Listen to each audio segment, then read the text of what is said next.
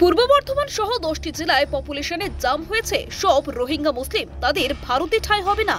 শুভেন্দু অধিকারী। বিরোধী দলনেতা শুভেন্দু অধিকারী দীর্ঘদিন ধরে অভিযোগ করে আসছেন যে রাজ্যের শাসক দল তৃণমূল কংগ্রেস বাংলাদেশীয় রোহিঙ্গা অনুপ্রবেশকারীদের ভোটার লিস্টে নাম তুলে দিচ্ছে, যে কারণে পশ্চিমবঙ্গের বহু জেলায় জন্মবিন্যাসের আমূল পরিবর্তন ঘটে গেছে বলে অভিযোগ তার। বৃহস্পতিবার সন্ধ্যায় কলকাতায় সাংবাদিকদের মুখোমুখি হয়ে তিনি ফের দাবি করেন পূর্ব বর্ধমান সহ 10টি জেলায় পপুলেশনের জাম হয়েছে আর তারা সব রোহিঙ্গা মুসলিম, তাদের ভারতে ঠাঁই হবে না বলেও স্পষ্ট জানান বিরোধী দলনেতা। শুভেন্দু অধিকারী বলেন 2016 থেকে 2021 পর্যন্ত পশ্চিমবঙ্গের যে পপুলেশনের জাম হয়েছে কোন কোন জেলা, কোচবিহার, মুর্শিদাবাদ, উত্তর 24 পরগনা, দক্ষিণ 24 পরগনা, নদিয়া, পূর্ব বর্ধমান, বীরভূম প্রভৃতি 10টি জেলাতে ভয়ঙ্করভাবে পপুলেশন জাম হয়েছে।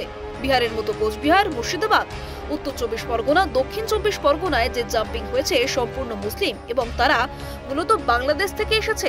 সংখ্যা বলতে পারবো না, তবে কয়েক লাখ ভুয়ো ভোটার হলো বাংলাদেশ থেকে আগত রোহিঙ্গা মুসলিম। এদের কপালে দুঃখ আছে। হেডস অফ নির্বাচন কমিশন ভালো করে চেপে ধরুন। তিনি স্পষ্ট ভাষায় বলেন রোহিঙ্গা মুসলিমদের ভারতে ঠাঁই হবে না। এখনো পর্যন্ত 3 লক্ষ লোককে পুশব্যাক করেছে বিএসএফ। রোহিঙ্গা মুসলিম পশ্চিমবঙ্গে কেন কোথাও থাকবে না? নরেন্দ্র মোদীজি আছেন এখানে, শরণার্থীরা সুযোগ পাবে এবং অনুপ্রবেশকারীদের ঘাড় ধাক্কা দিয়ে বের করে দেওয়া হবে। আপনি দেখছিলেন কলকাতা দর্পণ। ভিডিওটি লাইক করুন, আপনাদের মতামত জানান কমেন্টে। নিয়মিত আপডেট পেতে সাবস্ক্রাইব করতে ভুলবেন না। নমস্কার।